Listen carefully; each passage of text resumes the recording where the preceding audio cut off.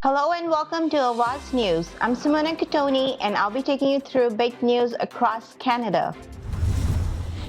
Imagine the war in your cities, Zelensky says as he pleads for more help from Canada. Justin Trudeau is not eligible to talk on freedom and democracy.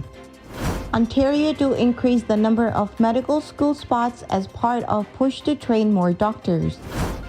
Injured Canadian says there was no warning ahead of missile attack on Ukrainian base. Duckford says he and caucus will not endorse anyone in federal Conservative leadership race. A look at Canada's sanctions and other actions against Russia.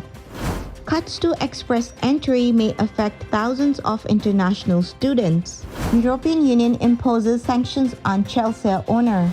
Yusei Kikuchi formally introduced as a member of Toronto Blue Jays. Those were the headlines. Now let's jump right into the details. Ukrainian President Volodymyr Zelensky pleaded with Canadians to imagine the terror and horror unfolding in his country, to do more to close Ukrainian skies to Russian bombs, and to starve out every last dollar for Russia to fund its war. Zelensky appeared by video link from Ukraine, where Russian invasion is now in its 20th day.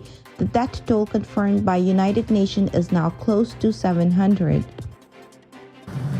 And now it is my great privilege to introduce to you all the President of Ukraine, our friend, Volodymyr Zelensky.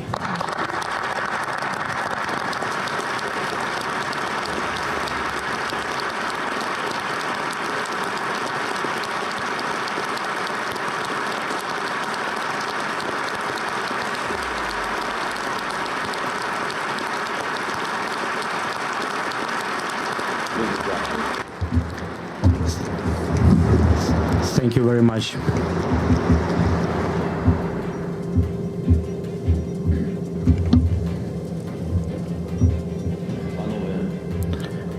Ladies and gentlemen, Mr. Speaker, Prime Minister, dear Justin, members of the government, members of the Parliament, all distinguished guests, friends. Before I begin, I would like you to understand my feelings and feelings of all Ukrainians, as far as it is possible. Our feelings over the last 20 days. 20 days of a full-scale aggression of Russian Federation after 8 years of fightings in Donbass region. Can you only imagine? Imagine that on 4 a.m. each of you start hearing bomb explosions, severe explosion. Justin, can you imagine hearing your children hear all these severe explosions, bombing of airport, bombing of Ottawa airport, tens of other cities of your wonderful country. Can you imagine that? Cruise missiles are falling down on your terrain, and your children are asking you what happened, and you are receiving the first news which infrastructure objects you've heard about the bombings. Currently we have 97 children that died during this war. Can you imagine famous CN Tower in Toronto? If it was hit by Russian bombs. Of course, I don't wish this on anyone, but this is our reality in which we live. We have to contemplate, we have to see where the next bombing will take place. Your Churchill Square, we have a Freedom Square in the city of Harden. Our Babin Yar, the place where victims of Holocaust were buried, and it has been bombed by the Russians. Imagine that Canadian facilities have been bombed similarly as our buildings and memorial places are being bombed. A number of families have died. Every night is a horrible night. Russians are shelling from all kinds of artillery, from tanks. They're hitting civilian infrastructure, they're hitting big buildings. Can you imagine that there is a fire starting at a nuclear power plant, and that's exactly what happened in our country. Each city that they are marching through, they're taking down Ukrainian flags. Can you imagine someone taking down your Canadian flags in Montreal and other Canadian cities? I know that you all support Ukraine. We've been friends with you, Justin, but also I would like you to understand, and I would like you to feel this, what we feel every day. We want to live, and we want to be victorious. We want to prevail for the sake of life. Can you imagine when you call your friends, your friendly nation, and you ask, please close the sky, close the airspace, please stop the bombing. How many more cruise missiles have to fall on our cities until you make this happen? This past weekend marks the 2-year anniversary for the first COVID lockdowns back in March 2020, where they promised it will be only 2 weeks.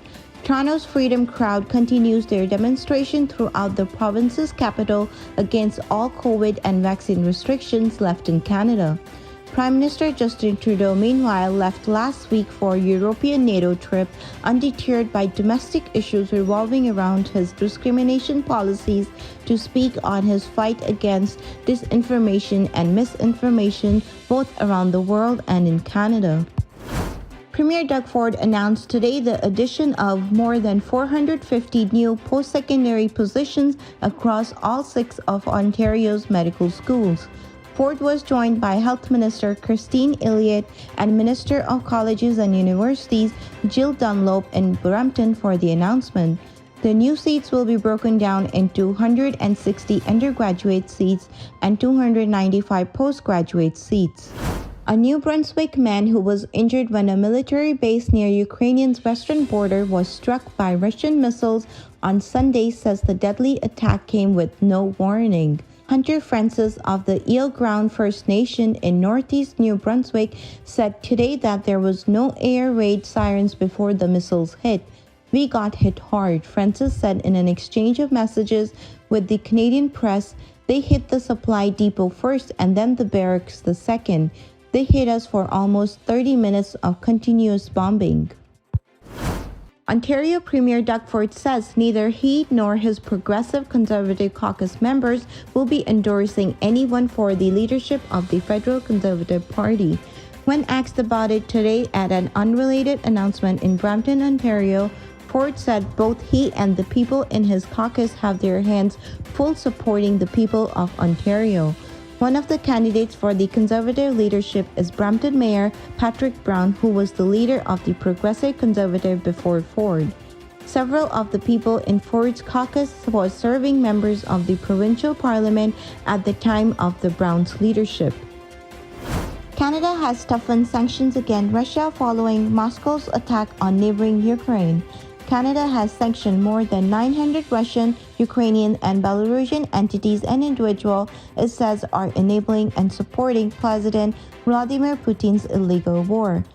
A look at the measure and the other actions Canada is taking are as following. The Migrant Workers Alliance for Change is criticizing Canada's decision to slash 2022 and 2023 admissions of high-skilled immigrants through the Express Entry program.